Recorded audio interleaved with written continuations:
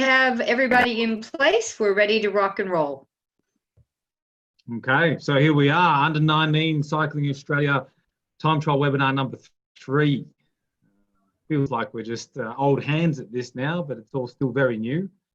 Just a friendly reminder to everyone, including our panelists who may not be aware, we are recording and live on Facebook at the same time. So Durb, I know you love to be put on the spot and live and brings out the best in you, right? No problems there? Sorry, I was muted. Yeah, no, all good, mate. All good. And Bridie, the same? No problem? Public speaking is nothing new to you, Bridie?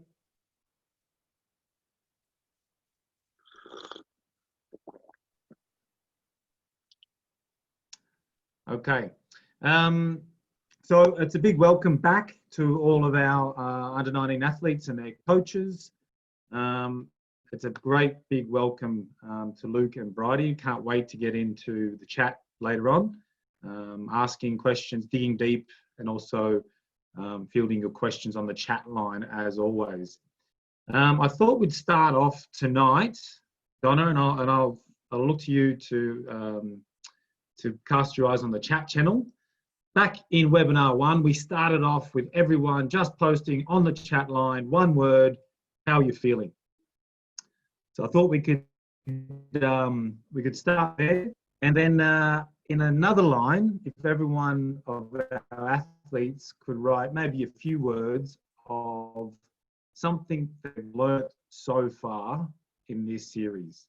What's something or something, what stood out from our athletes as they've conducted themselves through these webinars, through the Full Gas events? If they can post how they're feeling, one word, and then also a few words, what they've learnt. And that'd be a good place to start. Might just allow that to come in, Donna. And Donna, I'll hand over to you just for a little bit of an update on a few things while we just ask everyone to post their points on the chat channel. Cool, thanks, Brad. So hopefully everybody received the 3rd EDM today, which has the links to all the information. If you want to do a practice run on this event, which is the Brad McGee time trial course, you can do so by going to the Full Gas website and clicking on all rides and put in Brad's name.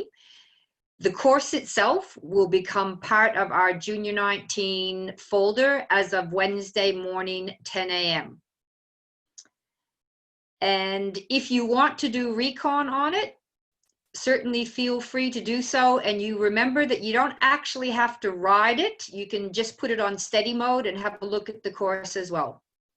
And my final point is just a reminder, if you haven't done a ramp test yet, and you want to be involved in the camp, please get your ramp test done and send me the fit file. And handing back to you, Brad. Oh, hold on, I have a few questions. Do you want a few questions? Yep. Fire away. Eager, and I've learned how important reflecting is. Busy, and don't go too hard too early in the time trial. And another one is feeling good. I've learned more about passing and timing in where to make the most out of the course. I've learned a lot about breathing and pacing. Cooked. That's how one person's feeling. Really learning to concentrate on breathing. Sorry, Brad? That athlete may have just finished a ramp test if they're feeling cooked right now. Yes, quite possibly. And yeah, what's resonating is learning about pacing. So Bridie, what we've done is for the juniors, we've sent them 2 questions that they do before each time trial, talking about what is your strategy, what is your mental approach. And after the time trial, we ask them to reflect on what worked well. And they're recording that feedback so that we can all reflect on it and see what learning takes place in this journey. Awesome. So good practice, we hope, and good good practices. And the beauty being with the Full Gas platform, we can have multiple attempts. There is a series, there's specific courses, but what we've been learning, and everyone's been sharing this and learning, is, you know, you get in there and have a few goes. Ride it steady mode if you want, ride it easy, get to know it, and then drop the hammer. So we hope that everyone's really participating, having a go, testing themselves, trying new things. And it's been wonderful to have a couple of masterclass time trialists to question. We've had Rowan and Grace and Durbo and Bridie tonight. We're just really looking forward to digging deep, talking time trial. So thanks so much for being on board. Now, Donna, was it flipping a coin to see where we start first, or did we decide? I think B is before L in the alphabet.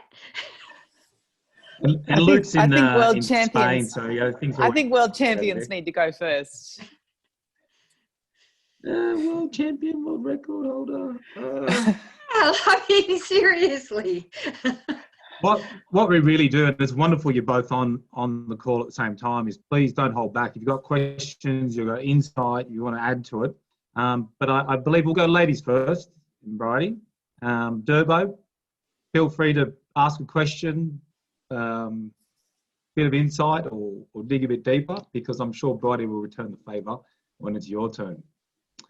No worries. Now, Bridie, I'm gonna let you introduce yourself as far as when it comes to time trialing.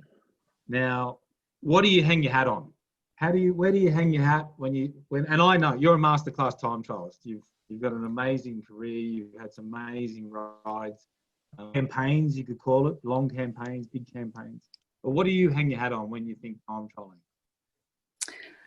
For sure, our world record, because it was sort of the penultimate time trial, where it's not just an event that you've targeted in the future, which happens a lot with time trials. We set our sights on something, and it had a lot of the other features that any other normal time trial has, which is you've got to start at a certain time, you've committed to it, there's officials there. In my case, yeah, you pay for them to be there, but that your training is geared around it, and your taper, etc. And in my case, particularly for the hour record, nothing else was getting in the way.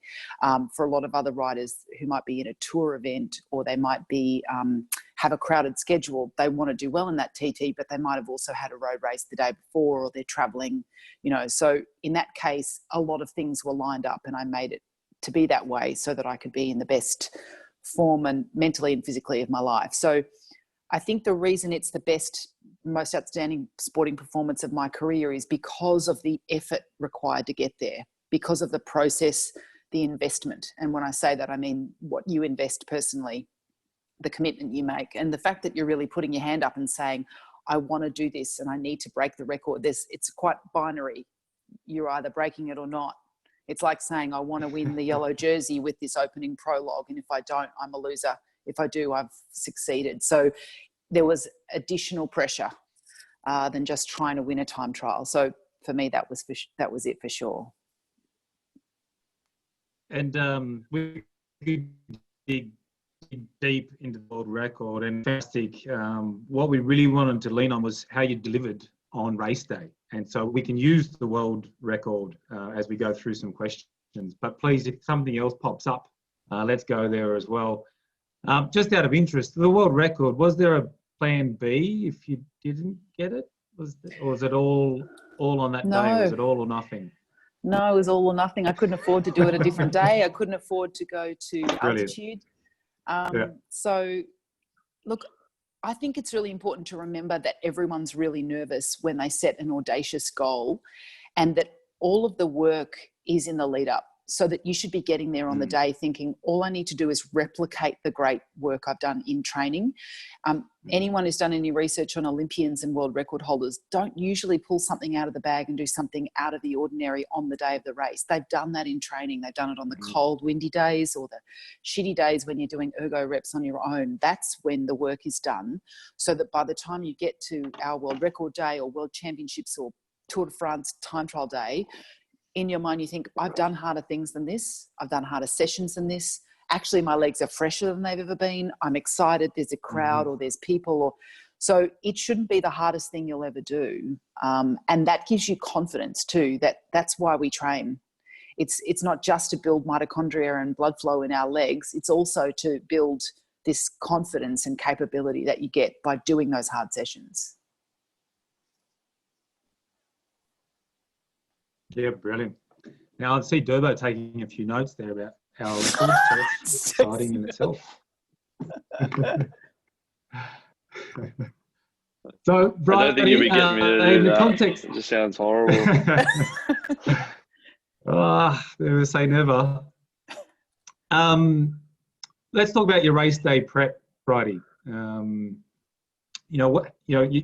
Obviously you did planning. Did you rehearse the race day in any way, or did it all come together being trained separately? Absolutely rehearsed it. This is something that Donna and I started doing when I first started working with her in 2007. Practicing on the same course or at the same time of race day or with the same amount of fatigue in your legs. So we did two specific types of recon for the Our World Record. One was doing a couple of 45-minute efforts at race pace in Melbourne at Disc, the velodrome there, which we knew, and it was colder. It was, no atmosphere. It was tired legs, etc. And then the second phase of the big important prep was to fly to Adelaide and do a proper recon in the Superdrome with, cooling vest, with everything in a protocol, doing it at the same time on a Friday night at 8 p.m. So that there's that idea that you're getting psychological sort of reinforcement of what might this be like, and you're getting the whole ritual, which time trialing is a lot about that preparation and ritual. So that the more you practice it, the less weird and scary it seems, that whole idea of literally writing down, what time do I get on the rollers or the ergo? What time do I eat? What time do I pee? How far do I need to go back to get changed? Because if you're at the Superdrome, you've got to walk down underneath the track and to go to the bathroom or Not let it ride. Don't ride yeah, in those exactly. tunnels. So a lot of it was around practicing that, and both of my dress rehearsals were difficult. The one at Disc wasn't ideal, and then the one at Superdrome was when there was this crazy hot weather in the December. It was about 5 weeks till race day, and it was 45 degrees inside the Superdrome when I did it, and it was oppressively hot.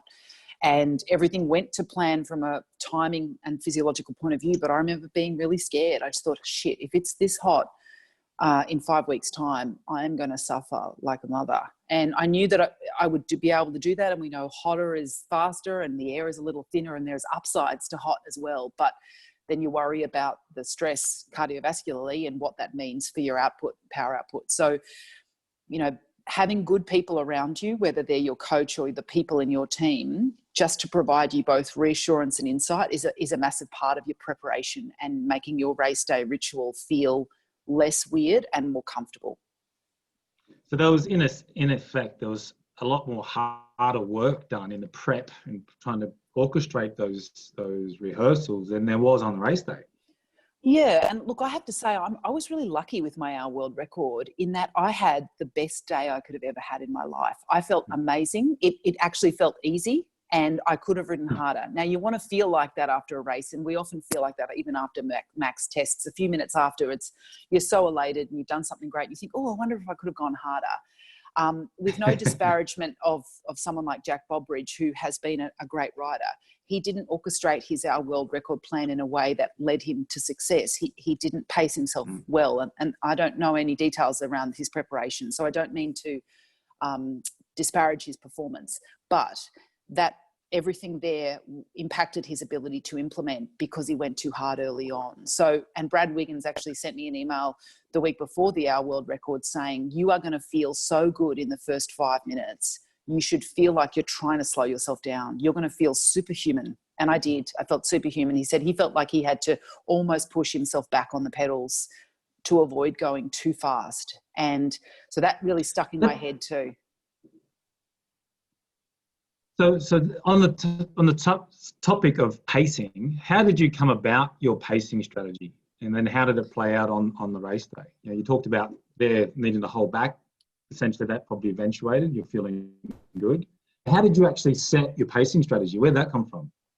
It was a really complex and scientific approach. And remembering, I'm not a track cyclist. I have got nowhere near the pedigree of Luke and a lot of the other riders who've ridden a lot of pursuits and a lot of experience on the track. the first time I ever got on a track bike was Write in that July. down, Luke. Track pedigree. So we had to do this in a really systematic way. We did aerodynamic testing to find the right position. We worked out how much power I could generate in that position. And then we worked out how fast I needed to go and therefore what my lap splits needed to be. And so those preparation and dress rehearsals, I needed to ride 18.9 to 19 second laps for 189 laps, and then I'd break the world record. And I did that. I rode 189 laps, and they were between 18.8 and 19 seconds. And so I don't have a lot of talent or a lot of skills on a bike compared to really world-class athletes, but I have got a talent in an ability to be like a metronome. So this was, the hour world record was also just another really good example of picking an event that suits you, picking a course that suits you. If we look back to, say, backtrack to 2008 when I tried to qualify for Beijing Olympics and went over and did a selection event for that, the course totally didn't suit me. It started with a 5-kilometre climb, and I got outridden by every 45-kilo climber and got my ass whipped. So remembering that if you're going to be hard on yourself about a performance, make sure it's on it's on a course that was suited to you. And if it's not suited to you, you've got to work out a way in which you can set a performance goal, not a result goal. So you had aerodynamics, you had power, you've done some field testing. What was the focus area? Was it a little bit of both, or did you have to refine your aerodynamics, or was it just go for the power? It's often that question, where do you put your energy into to get the result? I've had a lot of different feedback on my position. Because you're not allowed to monitor, are you? You're not allowed to. That's right. You're not allowed to our record, no. Not at all. So it was absolutely about determining that balance, and Luke will know this as well, about you can be the most aerodynamic person in the world. If you can't see the road, number one, or if you can't breathe, then not much good. So I have done some TTs where I've been insanely aero, and won Learmont. When Nationals was at Learmont that year, when it poured with rain, I had an absolute shocker. My position was ridiculously aerodynamic, and people went, "Oh wow, that's so cool!" But I could barely see the road properly, and on a rainy day that was a disaster. So I got fourth, and I was really super disappointed because I was in good form. Other times you're less aerodynamic but you're crazy powerful. So that's a balance, and it takes some trial and error sometimes. You've got to allow yourself a bit of an opportunity. We also, once we'd worked out power, then of course track bikes the same in any situation, is it's then selecting the gear. What gear would I ride? What would allow me to ride that velocity with that power and knock over those laps? So we trialed that over and over, and similar to doing road TT efforts, we did 10-minute efforts on the velodrome at Disc all through the winter of 2015, working out how fast do I go when I ride a 53.13? What's my cadence? Is it sustainable? So having a person helping me out there who was absolutely mathematically focused around trying things, and as an athlete being open to trying things and then going, you know what, riding at 88 RPM's too slow, but I can't pull off 103 RPM. So let's find something, in the middle that suits. Yeah. Yeah. Wow. I could talk this all day. But let's a little bit more about your race day.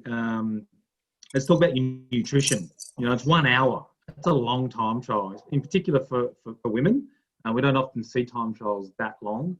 How did you, make sure you had enough glycogen on board and blood glucose? Because again, like Durbo said, not only do you not have a power meter on or a heart rate monitor on, there's no way you can take a drink or eat, because every breath counts. So how did you combat the nutrition challenge? Yeah, you can't eat or drink. You also can't wipe sweat that's running into your eyes.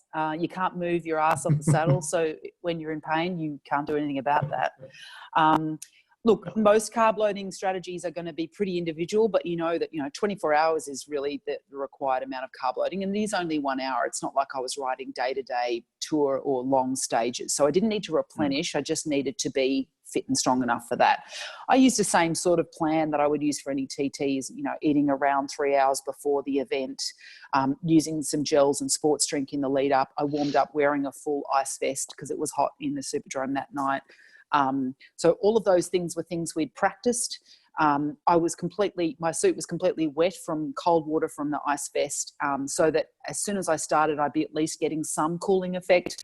I had a suit that was custom made for me and my body in that position, which was another, all of these details were part of that preparation. But remembering that the effort required in a TT, something like that, is quite a specific or discrete event. If you're doing a TT on stage 4 of a week-long event, different. You're probably going in a little fatigued, and you're going to need a bit more replenishment, and you're going to need a lot more afterwards. So we just used a similar protocol. And remember, I came into this hour world record after 10 years of riding and lots of time trialing. And with all respect about the length of women's time trials, we know that, women, particularly my age, I'm older, women have excellent strength endurance, and women who win, Hawaii Ironman are generally women in their late 30s, early 40s. So the older you get, the stronger you are, both mentally and physically.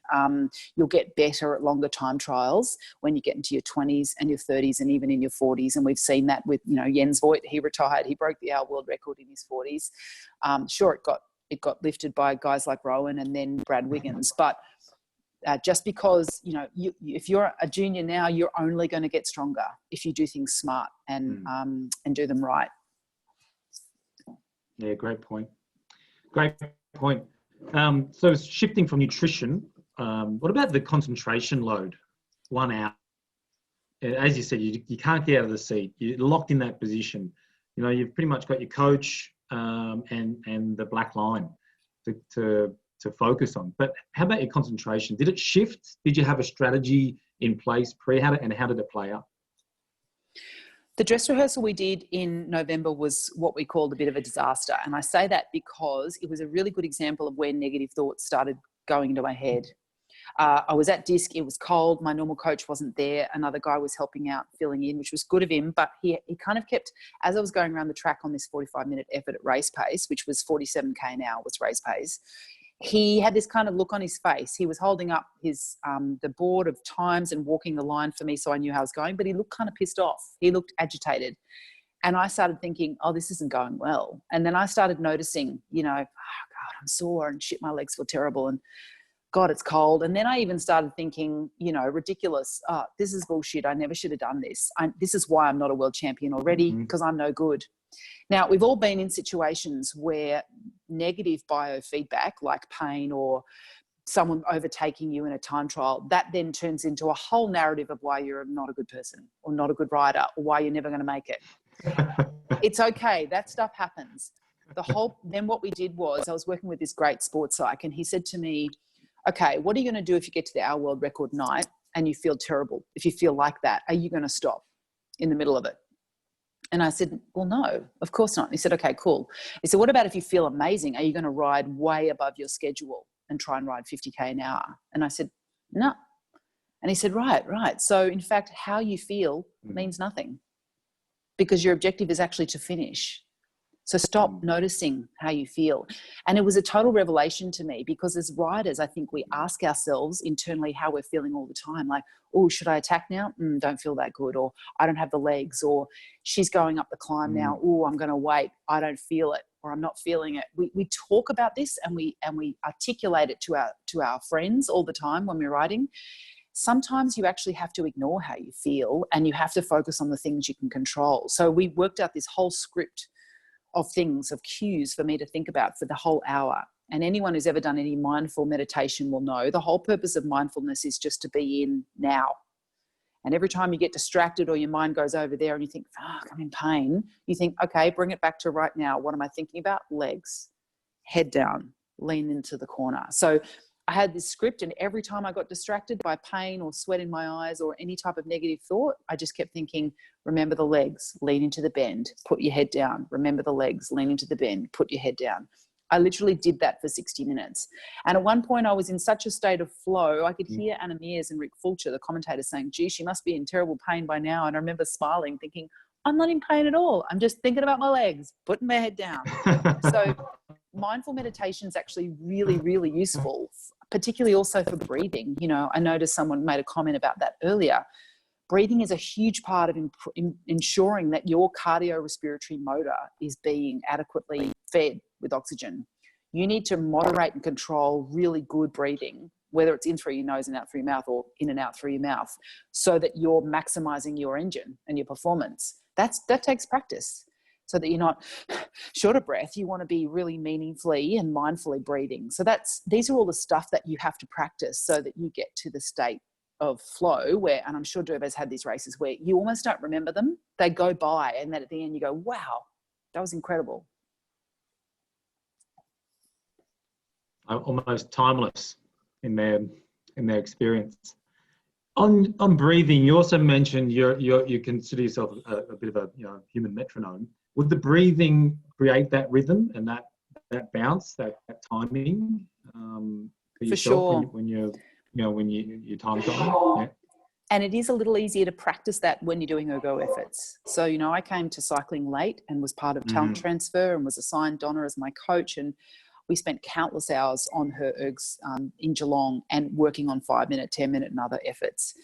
So it's a practice skill like anything other. Now, I'm a trained singer and sang all through high school. And what singing teaches you is diaphragmatic control, being able to, expel your breath over a long period of time and also be able to exert energy while you're low on oxygen and high on carbon dioxide. So you need to practice those things in terms of how can I notice it when you're training hard, notice what your breathing's like, notice the breathing of the people around you if you're training with others. Try and control it by actually practicing and thinking, what if I tried to reduce my breath rate from 20 a minute to 16 a minute? What does that do to my effort? How do I feel? Your diaphragm's really powerful. It's the thing that cramps when you get a cramp when you're exercising, because it's not being controlled and your breathing's not being controlled the way you'd like. So you absolutely should try and practice these things, which is how could I reduce the number of breaths per minute I take when I'm approaching my maximum. That's a really great exercise in a controlled environment to try. Well, I think we've got a great something to try for our next 1-minute ramp test for our athletes. Breathing is key, and we could go on about that all day, but I really like to join the dot between proper correct breathing technique and rhythm and your aerodynamic profile. They go hand in hand, but probably more on that later. So Donna has put it on the chat channel if anyone's got any questions, and I think we could start to field some of the questions from our athletes for Bridie, and then also start to warm up for Durbo. And Bridie, but before we move any further, there was an interesting question we had written up for you, and something about a chrono de nation where I think your power meter died. Yeah, in 2007, I'd paid to go over to France.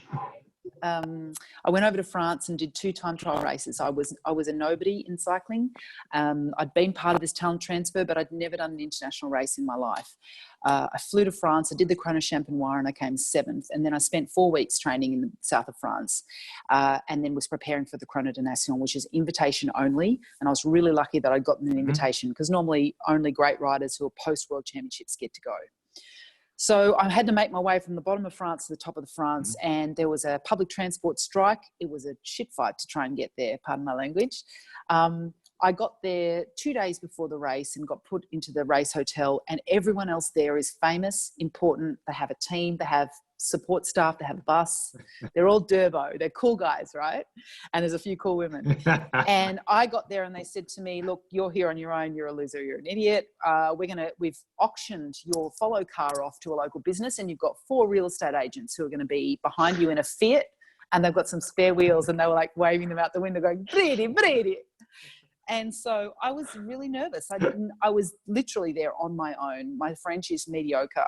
And I thought, okay, well, I got to just, I'm really trying to show Cycling Australia that I'm a worthy rider. And I came 7th 2 or 3 weeks ago, and I've got to do something good. And in the hour before the race, and I'm a power-driven athlete, as in data-driven, and not very experienced at time trialing. So I needed the reinforcement of, what's am I generating? How fast am I going? And my SRM just died. It died for no reason. Like, I'd charged it the night before the way you do, but sometimes SRMs are a little bit finicky. So I was there warming up. I couldn't even do my warm up based on, the plan. I didn't know how I was going to implement this race. And so I wheeled up onto the start ramp, and this is a big race. There's a lot of people there. It's a really important race for the town. And again, it's like that situation where you think, well, if not now, then when? If not me, then who? I've got no data. I have no idea how I'm going to go. I just have to ride smart. I have to pace what I know is the right thing and then go absolutely full bore for the sort of 50, 60% of the back half of the race. You know, be conservative. Don't be on your limit for that first 5 to 10 minutes, and then do everything you can. I've done heaps of recon on the course. Anyway, I did that. I rode my heart out. I didn't puncture. I got to the finish line and I got second. And the woman who beat me had been the world champion in the TT the year before. So there I was on the podium of an international UCI 1.1 time trial. And then I got a call from Wazza saying, hey, so you did pretty good. Well done you. And I thought, okay, I think they know who I am now. I feel better about myself. This is worth the money. That's brilliant. That's so cool. Bridie, I've got one final question. And I would like to ask it Durbo too, but Durbo, feel free to jump in. What would you tell your former self? We've got most of the under-19 athletes, got some coaches on board in these webinars. What, your experiences, your knowledge is just amazing. What would you tell your younger self?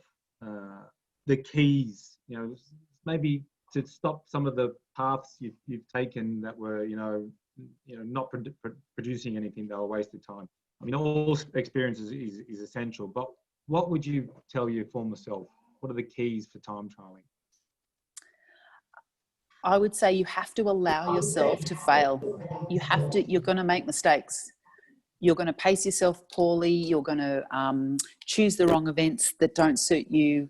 You're going to do stuff that you're going to want to be selected and you don't. You have so much time to be great. And your career is not over if you don't get to junior worlds or if you don't get to senior worlds at the age of 25. I'm 46 years old. I did not start riding a bike professionally till I was 34. I know that feels 100 years away for all of you, but all I want to say is you do not have to be great now. But the stuff you're doing now is going to help you be great. The practice, the rehearsal, the mistakes, the finding the right coach for you, finding the right events for you. All this stuff that you're doing is important. It just doesn't need to be so important right now. It's all part of building to make you the better athlete. Some of you are going to peak now. Some of you are going to peak at 25, and maybe some of you, sucks to be me, and you peak at 42. But just be kind to yourself about what you're going to achieve and when. That's what I would say to me. I guess we'll chime in now. Bridie, that was awesome. I've got so many notes from your chat there. That was great. That was really great. I guess just a bit of a touch over what you said, like the breathing is a really important thing, which I really think that's really great. And being prepared, obviously, if you're better prepared than anyone else, doesn't matter. Talent can only get you so far. So that's a really important one. I'd say for everyone to take home out of what Bridie said. And yeah, I guess for me, if I was to talk about my younger self, I thought I've sort of come a bit of a full cycle. I started, obviously cycling's fun, junior, quite young, 17, racing. And you just go out there, you don't really have a care in the world. You don't have a power meter. You don't have a heart rate monitor, really. You just go out and you go as hard as you can in a time trial and try and enjoy yourself. And it's all about trying to push yourself to the limit and trying to beat other people, so push your body. So what I would say is, like, I've started to do a lot more of training like that, in terms of like creating little races. I'll go out and set a course now that's 40K and go as hard as I can in a 40K or 30K or 20K, and just forget about, going out there, because what it can be, especially at a young age, and especially I find it probably pretty difficult for the younger generation now, is that it's training peaks, it's power meters, it's very specific, it's very dialed. You go out and you go 5 minutes of this and 5 minutes of that and 5 minutes of this, which is fantastic because, it really is the way of the future. But what it can do is can also set these limits. And I think that's one thing that as a younger athlete, especially if you're talking under 19, that, you don't need to set those limits. And like Brodie said, now it's all about going as hard as you can, making mistakes, pacing wrong, pacing right, all these sort of things, and then you learn. But you're never taking the fun element away from time trialing. Now everyone knows time trialing is not necessarily that fun, but I think it is. But it's only because I think you got to keep the funness to it, because it's easy enough that if you take away the fun aspect of actually what time trialing is, it's still to race. You still are versing other people, and you still are trying to win and push yourself to the limit.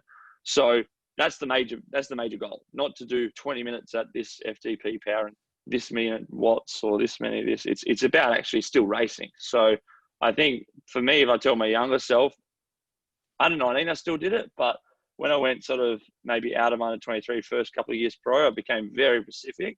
And I sort of lost the element of it wasn't that fun anymore because it was so calculated. And now I've found that love for racing on the time trial. And that's a lot more easier to get on my bike and go and push myself in the time trial. So yeah, don't lose that. That's what I'd say. Brilliant. Well done, Bridie. Durbo. Donna, do we have any questions you think would be appropriate to field now from the chat channel? I think basically everything's been covered. Bridie? Bridie just covered such a good range. As a question came in, she'd already answered it. Can I ask a question? Sure. Sure. So, Durbo, tell us a bit about applying a time trial mentality to being away solo in a road race. And you've done that twice at Nationals. It's obviously very impressive to watch, less painful for us to watch. But are you approaching a solo breakaway like a very, very long time trial, or are there different aspects to that type of ride? I think they have a element of similarities, but I don't think it happens until you actually get out there. I never had the same mentality. When you're in a road race, you are obviously seeing other people and you're reacting to other people or reacting to yourself, your sensations, you're drafting, trying to be efficient, all this. But once you get out there, then I feel that time trialing is such a important skill. That's why I've always, for road racing as well, I've always had great road races from training for time trialing, because once you do get out there, then you're like, I know what to do. I know it's not like scary. It's not to be alone in the wind by yourself out is not a foreign thing, which for road riders it is. You know, trying to get to the finish and first. So to go alone solo is actually something. It's like that's out there. I don't want to be out there. That's dangerous out there. That's energy, not efficient. That hurts. But for a time trial, once you get out there, it's like perfect. This is actually my safe spot. I love this spot. I'm alone. I'm only pushing myself. I don't have to worry about anyone else, and I just go for it. So I think you're right. Like there is these mentality traits that are very similar, and I think they can complement each other very well to train for time trialing, and think, I've just been doing a lot of time trial because I can't road race well. I don't think that's the case, because you get everything. You get like you're out there pushing wind. You get threshold work, you get aerodynamic work, keeping on top of your nutrition during a time trial as well. So all these added factors. So I think it comes hand in hand. And potentially finding new limits as well out there by yourself. Durbo, I've seen some questions come through, and I definitely wanted to ask about your transition from track to road. And maybe you want to talk us through those early years, under 19, under 23. Definitely want to consider your World Championship there, and then how it set you up where you're at now, which is a well-established seasoned pro there with Mitchell and Scott, and still time trialing at the top of your game. So can you just give us the Durbo walk of experiences in time trialing, track to road, and then how it's up now? I could start with like a very boring biography. When I was 5, I started playing hockey, and then playing the rugby and no. So pretty much, I guess, as a normal Australian junior, you do track and you do road. I'm not sure that's the case anymore. I guess I'm a few years out of it now, where track and road are maybe not as hand in hand as they used to. You grew up, you did track in the summer and you did road in the winter. And I was reasonably good at both. And then it was obviously under 19s. The biggest focus was going to junior worlds. And I still find that that was a really, really important stepping stone. I wasn't necessarily the best individual pursuit rider at all through that period, and I wasn't really the best team pursuiter at all during that period either. I was pretty strong. I did make the junior worlds team, but first year I made it as a fourth rider. Next team I made, I think I was fourth team pursuit rider as well, maybe fifth. So I was always on the cusp of making the teams and not making the teams. And I did miss selection a few times when I finally went to the senior ranks. And that was pretty hard to, obviously you're focusing, I think, as a junior to make these junior world teams, to make these teams as a track rider. And I did miss selection. So what I feel that what track during that period was a lot of those things. It was one of the major things that I feel that track is that, like Bridie was discussing before, she had this maybe 6 months or a year out. I'm going to go to break the hour record, world hour record, and I can prepare with no racing. And that's difficult because there's so much training in between. Now that being a professional, race to race, and you're pretty much there for a couple of months, and then you just go into your racing block. You don't worry about training that much anymore. But the thing is, what it does, it sort of helps you get a goal, and from 6 months out, you work towards that goal. That's what the track is. So I feel that was a really good idea to work out how you can build your engine, starting at the bottom and then slowly freshening up into an event. And you got those nervous feelings coming to an event, and you need to prepare your mindset moving into a big event. So I reckon that was one key factor. So to prepare, the track gave you a hell of a lot of good skills in terms of working with a team. I felt that's a really important factor. You had this really great bubble around you as a junior on the track. You had like this team around you. Everyone was like leading towards that goal. You had your other team pursuit teammates, which is a great, Brad, you would know that that's a life bond that you never lose. And that made, because I'm quite a team orientated person, and I really enjoyed it. And that was something that I really loved. Maybe I loved that aspect more than I actually loved the track, but I wanted to be a part of something with those guys. Anyway, so that's another one, the team aspect, and I guess just the skills, the ability to, high cadence, aerodynamic position, all these other factors that the track gives you. So I did really enjoy it, but like I said, I was always on the cusp of in and out of the team, and I think I had the decision just before London Olympics that I was on fifth rider or so, and I just got a pro road contract, and I just decided that I'd been working the year before, but the writing was on the wall that I was potentially not going to make the team in London.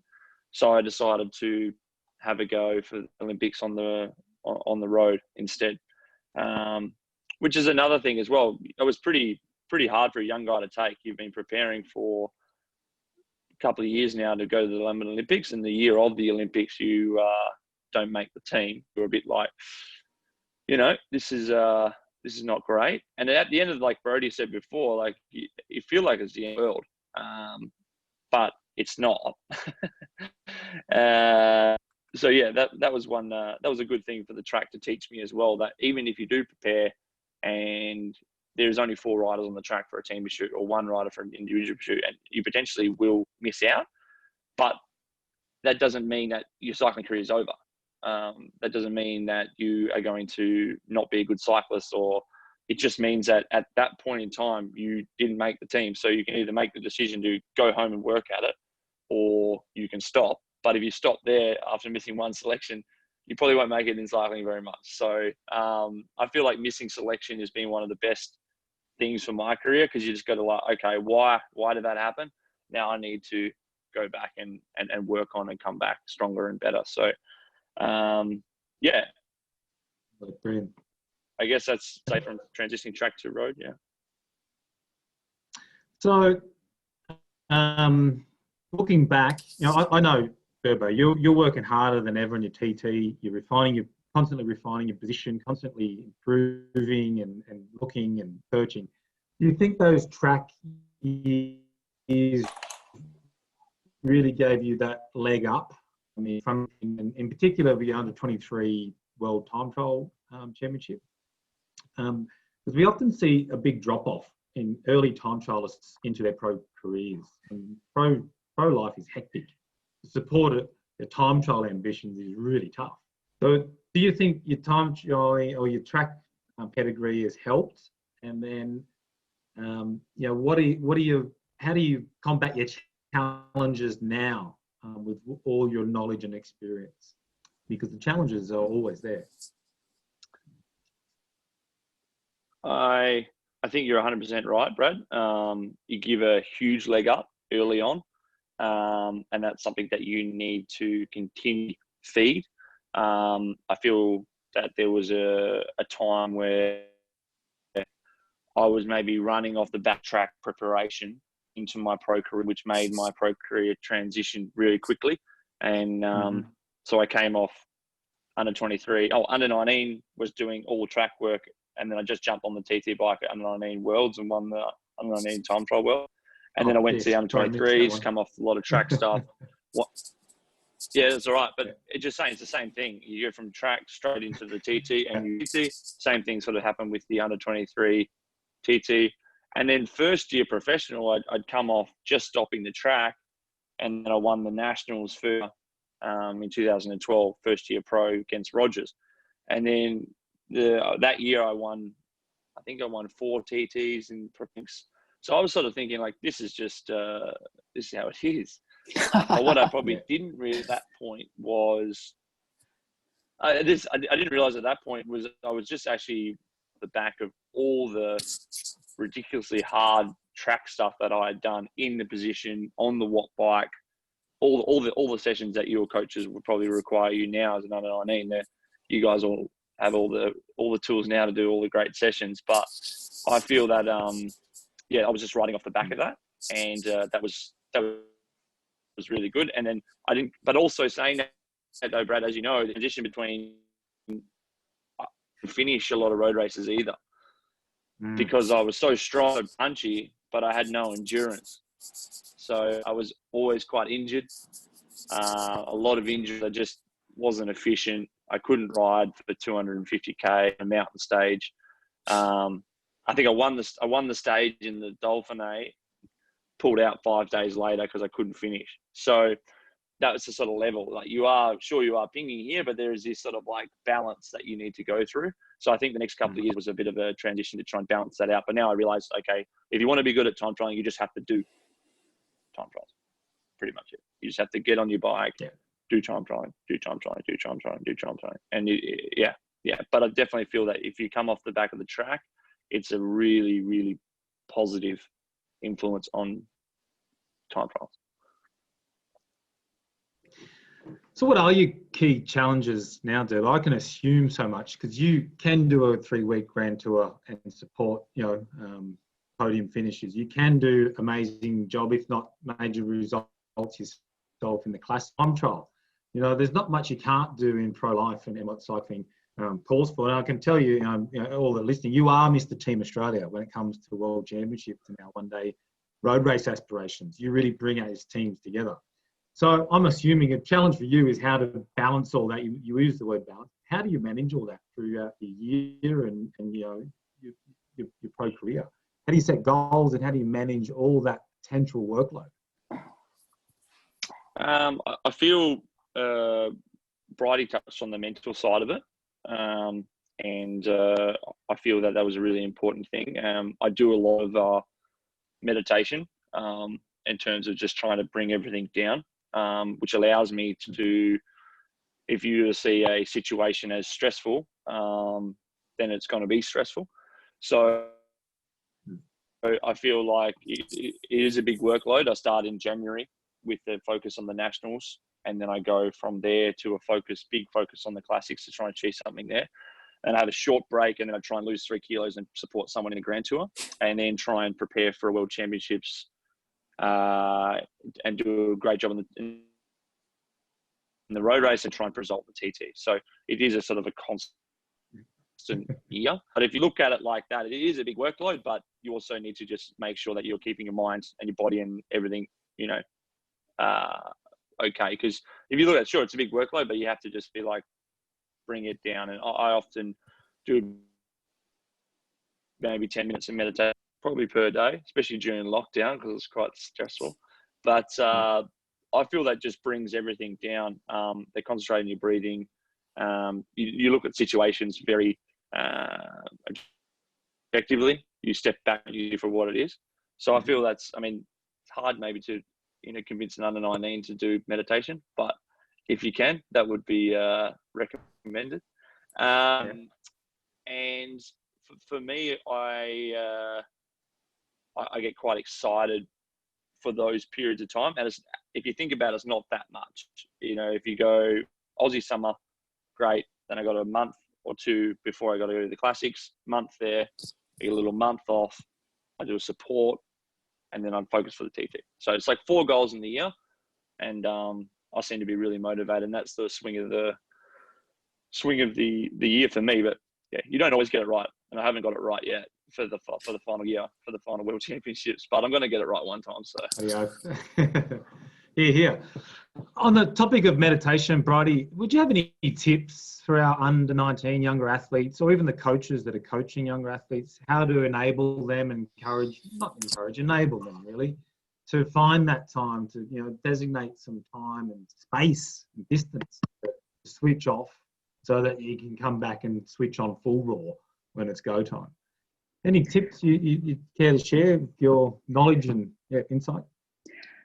I reckon you can do mindfulness practice anytime, anywhere. You can do it in the back of a team car when you're driving somewhere and you put music on and you decide, I'm going to take 5 minutes for myself. Or you guys don't have kids, but you're holding a baby who's just fallen asleep and you are there kind of just thinking, I'm just going to take a time out. At the moment, I'm working really hard and getting hundreds of emails in my inbox every day, and I'm working from home. It's quite stressful.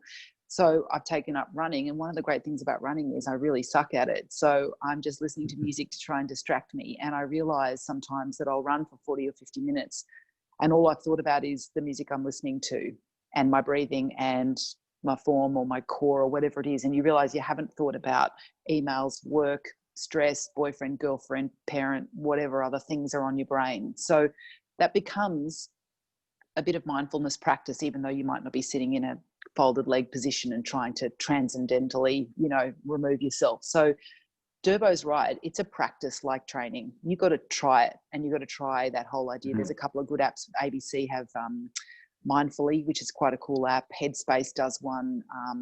Smiling Mind does one. Find one that works for you. And just practice that idea of like, if I was just sitting here quietly and my phone is down, I'm not scrolling through Instagram trying to mindfully have an experience. You're actually trying to just be in your body. It can also be a good one if you can't get to sleep. If you're a person who might struggle to get off to sleep and you're not great at practicing sleep hygiene, like turning off screens or whatever it is, lie there and listen to an app that helps you with your breathing, and then you get into a bit of a practice of what happens if you then wake up at 2 a.m. and you can't get back to sleep, or you're preparing for a race and you're stressed, or you can't stop thinking about it. You might wake up in the night and you can put on an app, or you can work on your breathing in for 4, out for 4, whatever it is you want to try. You got to practice this like it's any other part of training. You're not going to be awesome at it at the start, but then it's going to become your part of your support thing, like eating well, like sleeping well, like being around good people. All of that stuff that actually is performance enhancing is a huge part of it as well. Brad, I'm just going to jump in and ask a question. Sure, Donna. Good, sorry. It's a good question that's come in. Do you focus much on your competitors prior to an event, like studying their strengths and weaknesses for a particular course? All right. In the interest of our 5 minutes left, we'll go both to Bridie and Luke, but let's hit it home. I'd say in a time trial, that's probably Bridie, the least far time where away. you focus. Time trials, you focus less on everyone else and more on giving your best. I think if you can finish a time trial thinking, I could not have gone any harder, I did my absolute best, and you're beaten, then that's a bummer. And that's happened to me many times.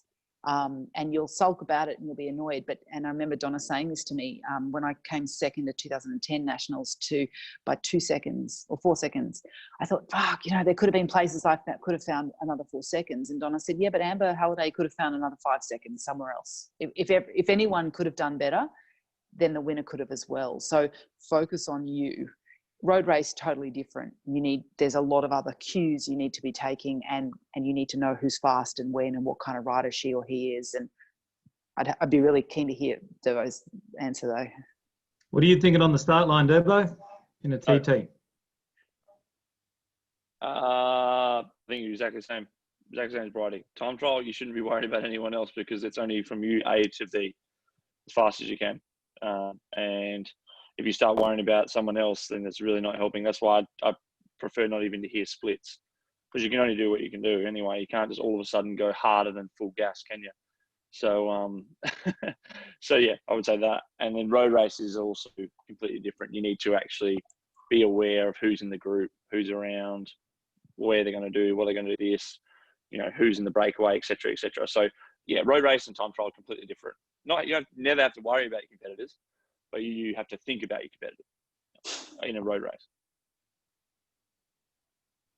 Brilliant. How'd that go, Donna? You reckon we covered it? Good, that's good. And one other quick question for Durbo. You've been in isolation, you're overseas. Has that given you the chance Yep. to work on anything else about your cycling while you've been in isolation? Yeah, actually, that was one thing that I wrote down from chat before was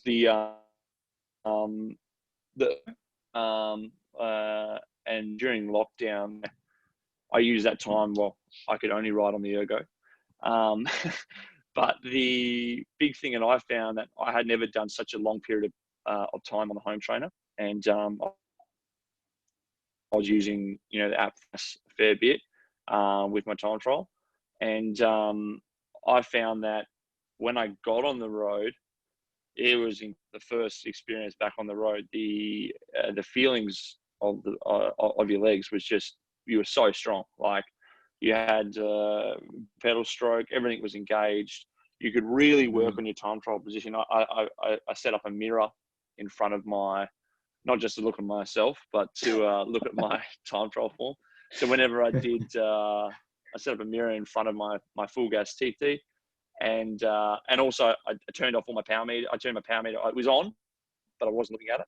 And I would do these full gas TTs, one every second day or something, and just go as hard as I can from thing to thing, and just see how it would go with the form and try and hold down. And it was really, really surprising where some of these numbers or some of these efforts and some of these times I was doing, I never thought I would be able to do even on the road. But because I was just really just concentrating, look at the mirror, push, all these sort of cues that I was trying to work on. I found that it was, sure, I burnt out after 6 weeks, but for the first month, I got some really good benefits. I'm going to carry forward to for the next period for sure. Leading in, Durbo, could you just really briefly explain to the people attending about your the notes you've created on the Nationals course? You've done a pacing strategy for full gas, as I understand. Yep. So we're going to release that to the riders. They're having another go at the Fed Uni Time Trial. It is the last event. And so prior to that, we're going to release your pacing strategy to all of the participants. So do you want to give them a quick 30-second grab on your take on things? They do one lap or they do two? One lap. One lap. Okay.